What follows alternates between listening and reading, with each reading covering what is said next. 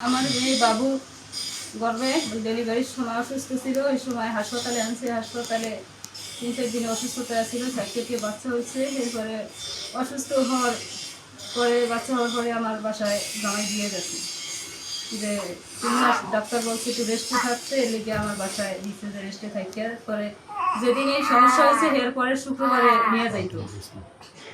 তো আমি সবাই দেখতেছে, আমিও দাঁড়ায় দেখতেছি। এর মধ্যে আমার মেয়ে আবার আমার পিছন দিয়ে আইসে কিছুক্ষণ পরে, এর মধ্যে বেশি সময় হয় নাই। দাঁড়াইয়া আমরা কিন্তু যাওয়ার সময় কয়েকে এটা সবাই দেখে, আমি একটু দেখি এই কথা ডিবুই কইছে কই আর দাঁড়াইছে আমাদের গুলির শব্দ যেমন তেমন আমি একটু পাইছি। পাই আমি সাইডের দিকে চাইছি, চাই আনার পরেই পাওয়ার সামনে আগানোর পরেই দেখি যে আমার মেয়ে নিচের দিকে একবারে ঢলিয়ে পড়কে যাইতে আছে। আমি দেখে আমি নিচে চিকেট দিয়ে উঠছি। আমি কেলাম আমার মেয়ের কী হয়েছে। এরপর আমি দৌড়ছি, দৌড়ানোর সাথে সাথে নিচের দিকে আস্তে আস্তে গেছি। গিয়ে পরে আমি দৌড়িয়ে চিকে যেমন ব্লাড মাথা দিয়ে প্রচুর মাত্রায় সরছে।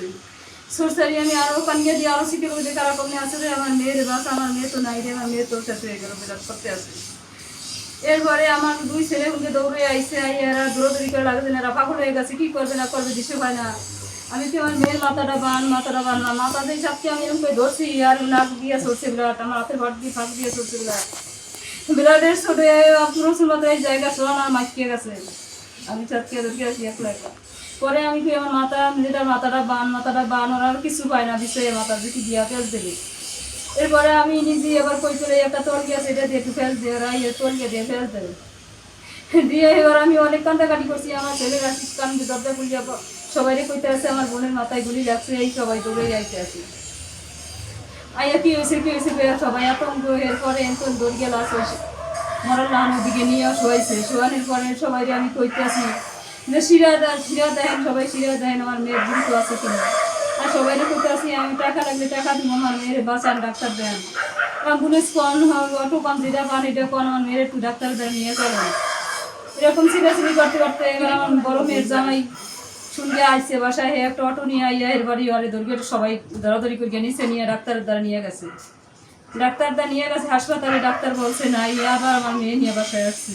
এরপরে সব গ্রামবাসীর সহযোগিতায় এরপর আমার মেয়েকে এখানে মারি দেওয়া হয়েছে। শনিবার দিনকে বিকাল 5:30টার দিকে আসরের নামাজ শেষ, নামাজ পড়ে আমরা রাস্তায় বেরিয়েছি। ইতিমধ্যে হেলিকপ্টার উঠতে আসে বিভিন্ন রকম সাথে মানুষ গেছে। আমার শালিকা এই জায়গায় দাঁড়ানো ছিল, তাই দাঁড়ান থেকে আমার আম্মাও দাঁড়ানো ছিল। তো আমার আম্মা দেখতেছে যে আমার তার মেয়ে মানে পড়ে যেতেছে মহিলা, এখন দেখতেছে পড়ে যেতে মানে বেলাস যাবতেছে। আমি তারা বুঝতে পারে না যে বুলেট লাগছে।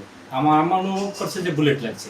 তো আমার ছোটো ভাইটা সাথে ছিল, সাতার পর এই জায়গায় শোয়ানোর পরে দেখতে অনেক বেলা থামাইতে পারতেছে না।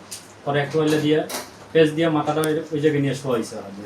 শোয়ানোর পরে মনে করেন দেখা যাইতেছে বেলা অনেক ঝরতে আছে। তো এরা সবাই কি করবো দিশা পাইতেছে না। পরে অনেক কান্নাকাটি করে। পরে আমার কাছে খবর যায়, আমি আসার পরে ওই জায়গায় একটা অটো দাঁড়া করে, তারপরে আমার ছোটো ভাইকে নিয়ে, আমার ছোটো ভাইয়ের সাথে করে, আমার ওয়াইফের সাথে করে হসপিটাল পড়ে। সাইনবোর্ডে ডাক্তার হসপিটালে ওই জায়গায় ডাক্তার ঘোষণা করে নাই।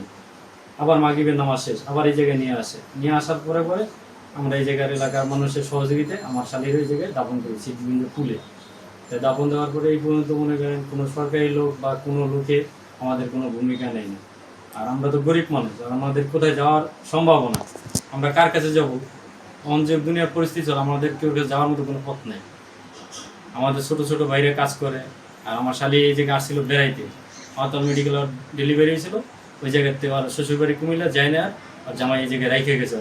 এই জায়গাতে ডাক্তার দেখান সুবিধা হবে, এই জন্য বলছিল যে সামনে শুক্রবার চলে যাবো। ইতিমধ্যে তো শনিবার দিন এরকম একটা অ্যাক্সিডেন্ট হয়ে গেছে।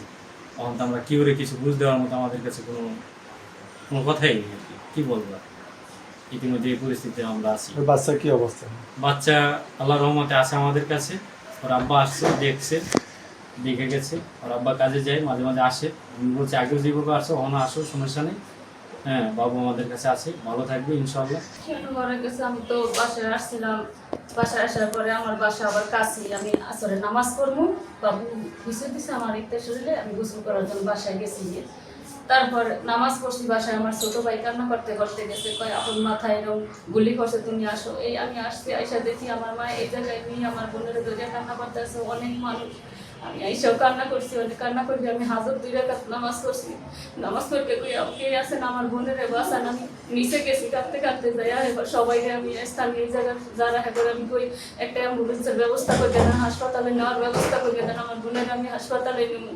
ওই ছোট বাচ্চার মুখের দিকে চাই, আল্লাহ কেন রেখে যায়। বাইসা কেউ বাইসা আছে, কেউ বাইসা নাই। আমার বোন অনেক ভালো ছিল, আমরা 2 বোন ছিল, কখনো আমরা 2 বোনে ঝগড়াঝাটি করিনি। আমি যদি রাগ হয়েছি বড়, আমার মনে কোনোদিন আমার মুখের দিকে তাকিয়ে কথা বলে নাই। আমি মৃত্যুর আগে এই জায়গায় 2 বোনের সাথে ছিল।